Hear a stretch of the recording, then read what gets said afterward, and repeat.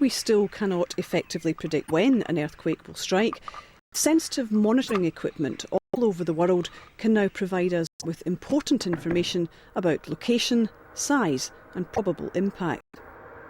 The instruments used to record this information are called seismographs and have increased our understanding of both earthquakes and the Earth itself. The Earth is made up of 4 layers.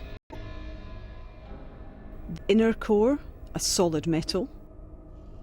The outer core, a liquid metal. The mantle, a semi-liquid rock. And the crust, made up of solid rocks with a brittle surface. The Earth's crust is broken into several massive slabs of rock, called plates, which extend beneath oceans and continents alike.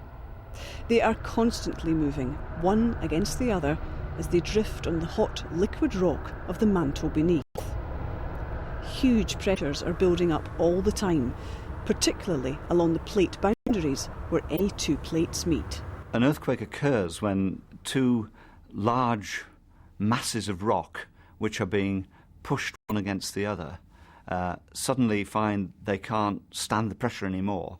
Now, the pressures actually are all the way through the plates, so we do get some earthquakes which aren't at those edges, but most of the bigger ones, and in fact most of the earthquakes that we have all around the world, occur in those narrow bands.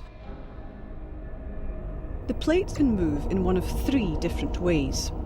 They can move apart or diverge, allowing hot magma to rise up from the mantle below.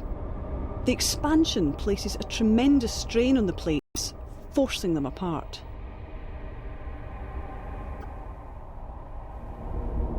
The plates can push together or converge.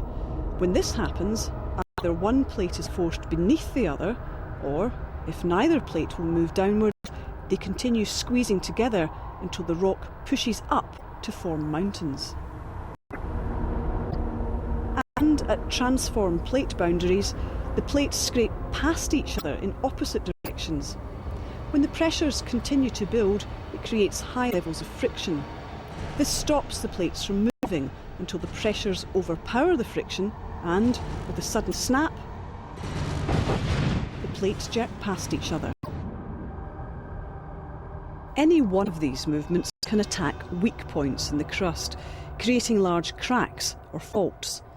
The point where the crust begins to crack is called the focus and is the heart of an earthquake.